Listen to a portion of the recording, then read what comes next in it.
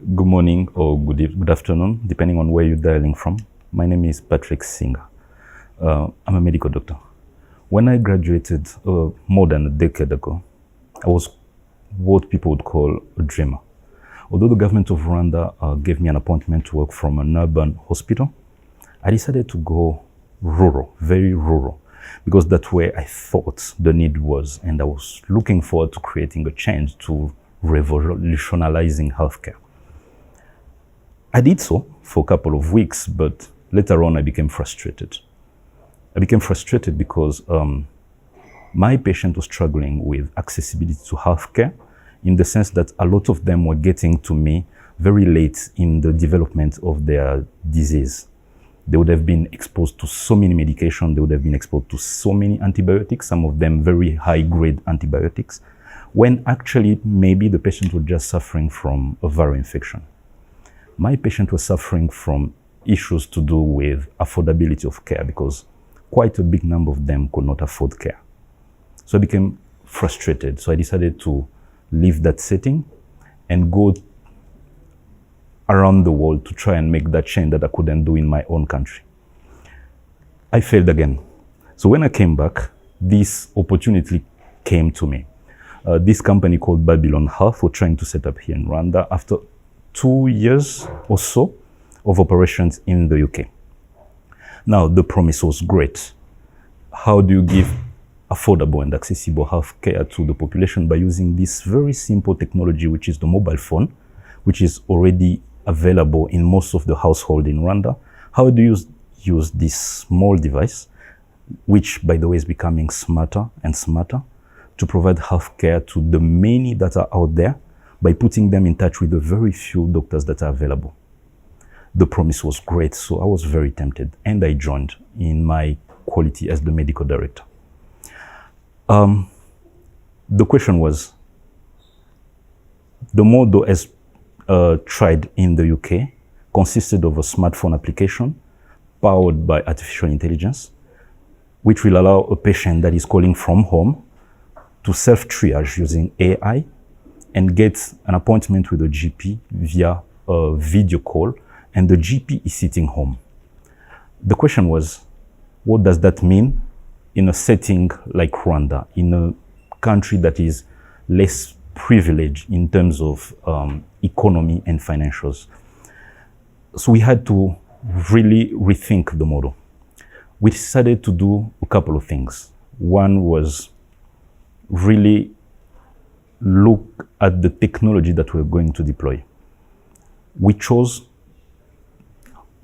first of all, what was the setting like? In Rwanda, back in 2016, we had one doctor serving a population of about 16,000 people. Phone penetration was said to be about 70%, but only 10% or less was made of smartphones.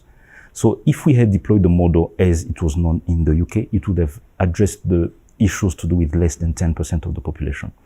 We decided to go away from that model. We developed a USSD version of our app, and USSD, from a non-tech person explaining to maybe some non-tech people, USSD is this, I would call African technology, which allows a provider to communicate with a user by way of text messages without needing a smartphone as per se, without needing any internet or any having any cost involved. This is what we decided to go with, and I'm going to explain how it works in a few. We also decided to centralize, put all the doctors and the nurses in one call center, because access to hardware, access to computers, access to internet was an issue for even the clinicians. This was the second, I would say, localization that we did. When we sorted that, we had to sort out a couple of issues as well, in the sense that we had to create a network of health facilities. We created a network of more than 500 health facilities to allow patients that would have been treated online to seek prescription provision or lab test provision in any of the more than 500 health facilities present in Rwanda. That was the second stage. The third stage involved a couple of integrations. We integrated with our version of universal healthcare in Rwanda, which covers more than 93% of the population, so that we could tap into their database and validate the patient in terms of the status of his insurance. We had to integrate with the National ID Agency, also for validation of the ID. We integrated with all the telco companies, namely Airtel and MTN, present here in Rwanda. Now, how does this work? The patient will take his phone. Doesn't need to be a smartphone. He doesn't need to have airtime on his phone. He just needs to have the SIM card registered to his name. He needs to have a mobile money account and to have the amounts corresponding to the cost of the consultation present in his phone. You dial a very simple USSD code. In our case, it is *811#. You register to our platform. You book an appointment. You input your insurance ID number. Your ID number, your insurance ID number, is going to determine how much you pay depending on which scheme covers you. Currently, we're working with the RSSB. As I said, this is our version of universal healthcare in Rwanda, which covers more than 93% of the population. And that determines how you pay. The way you access healthcare in Rwanda is by paying a very small copay. For the RSSB, for mutual, it is 10% of the total pay of the consultation, and the rest of the amount will be paid to us by the insurance company. So when you input your ID, you pay using your mobile money.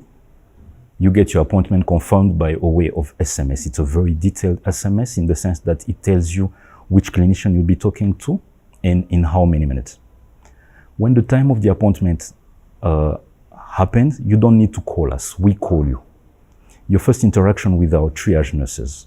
The role of the nurse is to determine how severe your condition is, to determine if we can deal with your condition over the phone or not.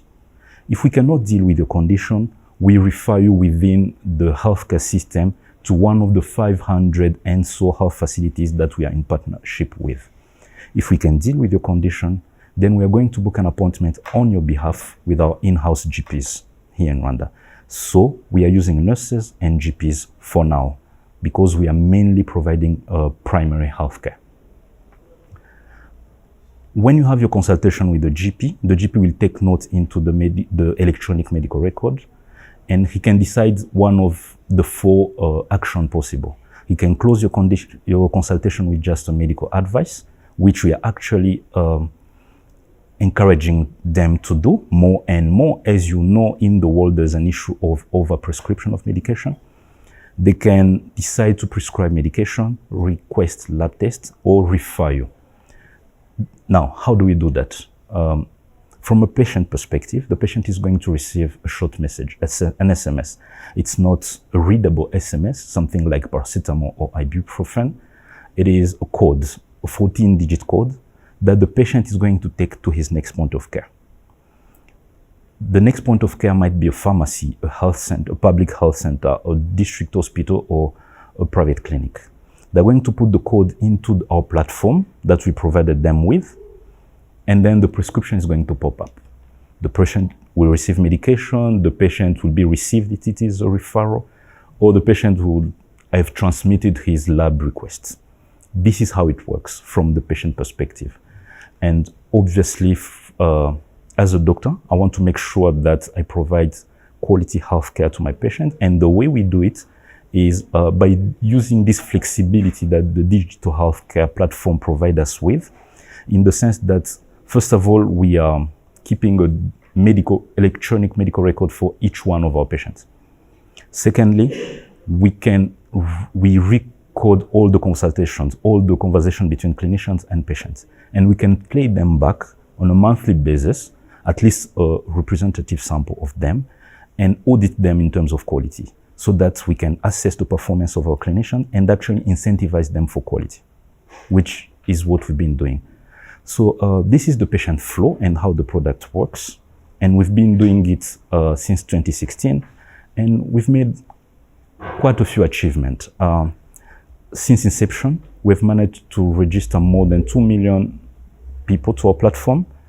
On average, we're having about 3,500 consultations a day. To put this in perspective, it represents about all the consultation coming from 4 or 5 district hospitals here in Rwanda. So I would say we are maybe the biggest clinic in Africa. If I had to compare, even though I know I'm not comparing apple with apple. There is an independent impact study that was done by Dolberg, which showed that in our years of work here in Rwanda, we have managed to save costs for our patients because they don't have to pay transport. We have managed to save time to them. More than 90% of them reported to be happy with the experience they got on our platform. We managed to treat 50% of women and 50% of male, because one could expect that in our setting where most of the phones are owned, at least in the rural area, by men, that only men would have access to the platform.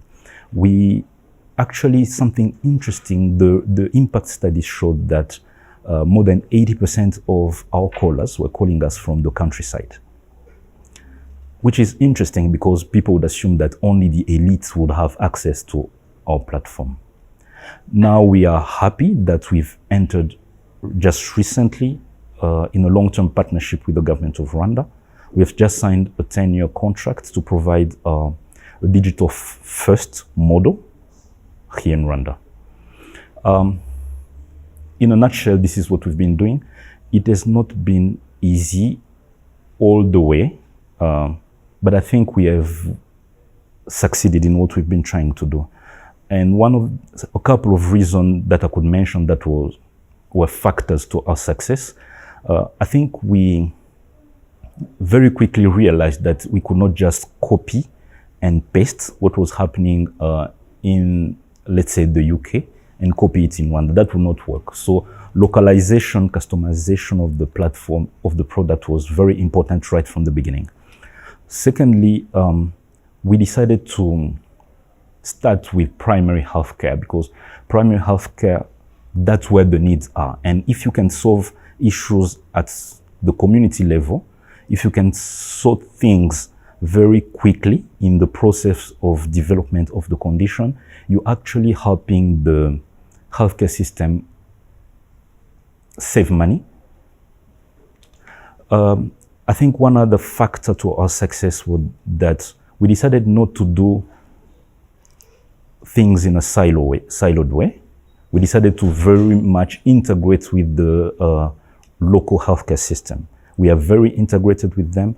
We can refer patients to them. They can refer patients to us. We send patients to them for medical provision and for lab test provision. These are just a few factors that contributed to our success. Challenges are still there, in the sense that the legal framework still has to evolve. The legal framework and the policy framework in terms of how you regulate digital healthcare, how you license digital healthcare still has to evolve. But also the infrastructure has to evolve in terms of hosting capability, in terms of network coverage, in terms of accessibility to phone in the community. This is Babo, or Babylon, in Rwanda as we know it today. Tomorrow, where we want to head is we want to bring the cost of healthcare even further down. We want to even bridge furthermore the gap between the many people out there that need the service and the very few doctors that are actually concentrated mostly in towns. How we want to do that is by introducing artificial intelligence to our processes, which we're already in the process of.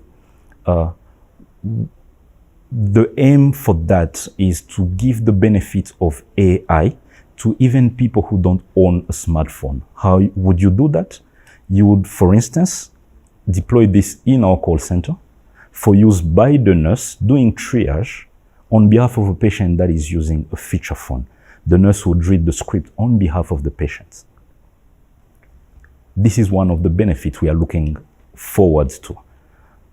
Furthermore down the line, we do not believe that you actually need a nurse to triage a patient.